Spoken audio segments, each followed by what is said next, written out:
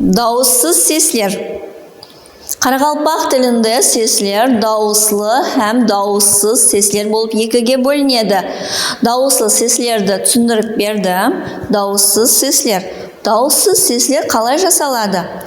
Өкпеден шыққан хауа ағымы сөйлеу ағзалар тарапынан қандай да бір тосқылыққа ұшырайды. Ол қай жерде? Тосқылық көмекейде, кішкене тілде, тіл арты, тіл ортасы, ямаса ерінде, тісте. Бұлар сол тосқылық орны делінеді.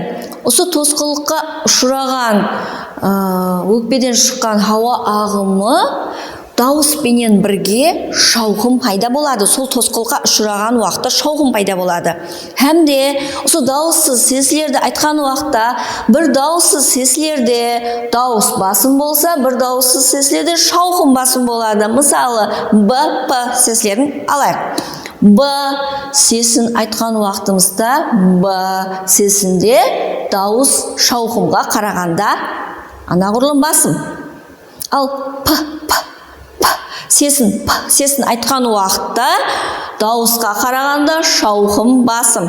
Демек, сондай айтылу қасиетлеріне қарай дауыссыз сеслер, үнлі дауыссыз сеслер һәм үнсіз дауыссыз сеслер болып екіге бөлінеді. Айтылуында шауқымнан дауыс басым болған сеслер үнлі дауыссыз сеслер деп аталады. Бұлар Б, В, Г, Ғ, Д, Ж, З, Х, И, Л, М, Н, Ң, Р, У. Дауыссыз сеслерді күнделікті айтып жүрген сесті айтуына қарап айтып жатырмын, түсінікті болу үшін сіздерге. Ал дауысқа қарағанда айтылған уақытта шауқым басым болатұғын үнсіз дауыссыз сеслер бар. Бұлар П, Ф, К, Қ, Т, Ш, С, Х, Ш, Ч, Ц сеслері. Бұлар үнсіз дауыссыз сеслер. Ілімде үнлі һәм үнсіз дауыссыз сеслерде үнлілерге қосатұғын бір ілімпазлар, бұл дауыссыз сеслер, бұл ярым дауыслылар деп әртүрлі тартысылы пікірлерге барған санор дауыссыз сеслер де ұшырасады. Бұл санор дауыссыз сеслерді бірақ мектеп сабақлығында үнлі дауыссыз сеске жатқарып қойыпты. Бұлар қайсылар? Бұлар Л, М, Н, Ң, Р, У, И.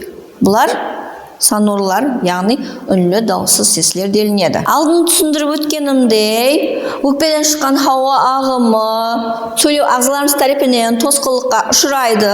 Осы тосқылыққа ұшыраған жер дауыссыз сеслердің жасалу орны делінеді.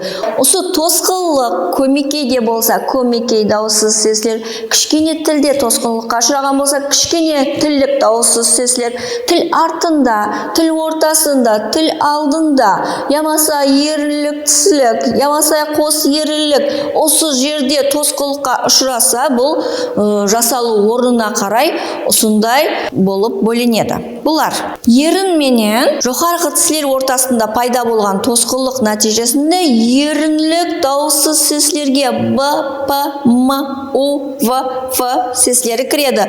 Олардың ішінде Б, П, М, У сеслері қос ерлік. Бұны айтып көрің, айтқан уақытыңызда өздеріңіз сезесіз. Б, П қос ерніңіз жабысып, бұл жерден өкпеден шыққан хауа атылып шығады. Б, П, М, У. Ерлеріміз бұны егер ядлай алмасаңыз, ерніңізбенен әсте айтып көрсеңіз де, бұны ерлерің сөйлеу ағзаларыңыз алдамайды, өзі тауып береді сілерге. Б, П, М, У. Көрдіңіз бе? Ерніңіздер не қылып тұрды? Екі ерніңіз жабысып, қос ерінлік деген атына сай болып айтылып тұрды. Ал ерлік тісілікке В, Ф, яғни жоғарғы тіспенен астыңғы еріннің екеуінің бір-біріне тәсір етуі һәм соның тосқылыққа ұшырау нәтижесінде пайда болған. Бұлар қос ерлік. һәм ерлік дауыссыз сеслер. Мен сіздерге дауыссыз сеслердің жасалу орнына қарай түрлерін айтып жатырмын қазір. Тіл алды дауыссыз сеслер, яғни тілдің ұшы, тіл алды менен сөйлеу ағзаларының алдыңғы тарапы, тіл алды менен сол алдыңғы тістерімізге жақындау арқылы тіл алды дауыссыз сеслері пайда болады. Бұлар қайсылар? Бұлар Д, Т, Н, Л, З, С, Ж, Ш, Р. Бұлар айтқан уақытыңызда өзіңіз айтқан Д, Т. Көрдіңіз бе? Тіліңіз таңлайыңызға тиіп, сол жерде пайда болып жатырды. Осы дауыссыз сес. Осы жерде пайда болып жатырды. Д, Т, Л, Р дегеніміздің өзінде тіліміз сол жерге барып дірілдеп жатырды. Тіл алды екені анық көрініп тұрды да. Ал тіл ортасы дауыссыз сесі. Тіл ортасы дауыссыз сесі өзі бір сес. И деген сесті айтқан уақытымызда тіліміздің ортасы тостағандай болып, деп жиналып, ойқыланып, и сесі өзі бір сес. И сесі. Тіл ортасы дауыссыз сесі. Ал тіл арты дауыссыз сесіне, екі сес кіреді. Г, К.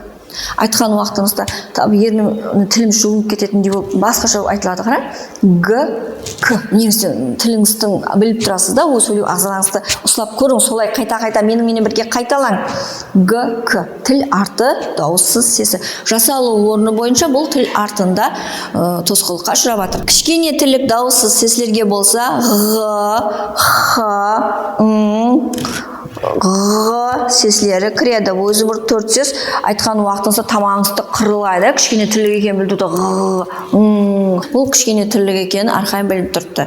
Ең ақырғысы жасалу орны бойынша бұны деп қарасаң, қалайынша дауыссыз сеске де ұсап тұрған жоқ, бірақ бәрібір де сесі көмекейден шығатұғын, көмекейде тұрғанды деп қосқылар бар ғой, термелер, толғаулар бар ғой, көмекей дауыссыз сесі жасалу орны бойынша көмекей дауыссыз сесі сесі болып табылады.